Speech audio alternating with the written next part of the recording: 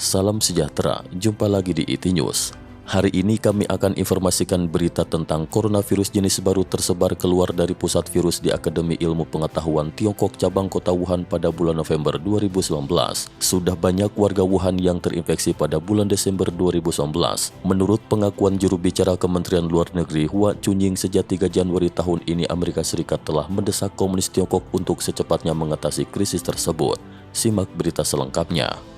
Amerika Serikat dan Tiongkok diam-diam telah melakukan negosiasi sampai lebih dari 30 kali. Energi yang dihabiskan lebih banyak daripada negosiasi untuk perjanjian perdagangan antara Amerika Serikat dengan Tiongkok. Itu menunjukkan bahwa pemerintah Amerika Serikat khawatir dengan penyebaran coronavirus jenis baru itu jika sampai mendunia.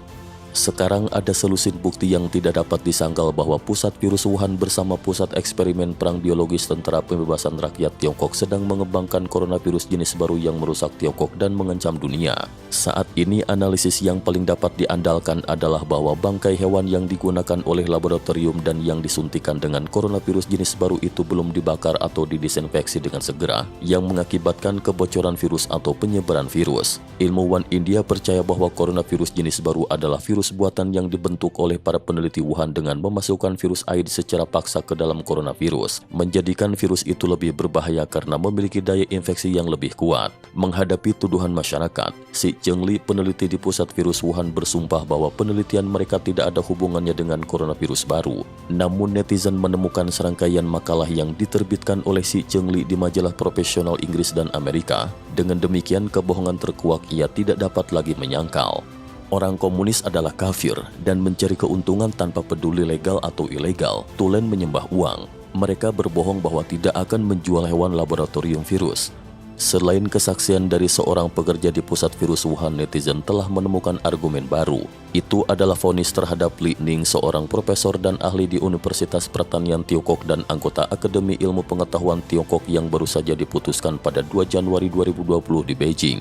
Jelas yang bersangkutan sebelumnya menjual hewan percobaan secara pribadi yang menurut peraturan lembaga tidak diperkenankan. Menjatuhkan hukuman berat kepada Li Ning jelas dimaksudkan oleh komunis Tiongkok untuk membuat yang lain tidak berbuat hal yang sama, menjual hewan percobaan secara pribadi yang dapat membahayakan orang lain sehingga timbul kasus kebocoran coronavirus Wuhan. Fakta bahwa Li Ning mampu menggelapkan 10,17 juta renminbi dari menjual hewan percobaan secara pribadi menunjukkan betapa besarnya pundi gelap ini. Bagaimana seorang komunis tulen yang orientasi hidupnya mencari keuntungan tanpa peduli legal atau ilegal merasa jera.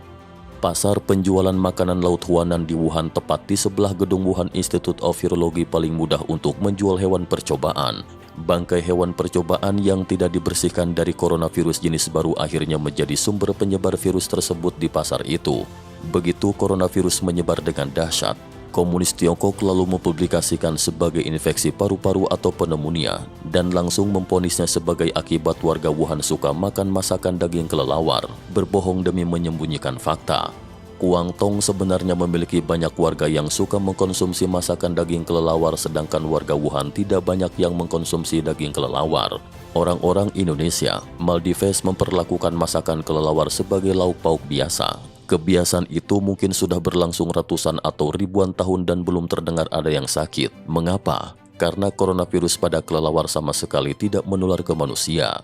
Komunis Tiongkok masih tidak memiliki rasa penyesalan meski sudah merugikan rakyatnya dan mengancam masyarakat internasional dan masih mati-matian menyembunyikan fakta. Tetapi Amerika Serikat memiliki ahli virus biologis terbaik dan pada akhirnya akan dapat mengetahui secara jelas.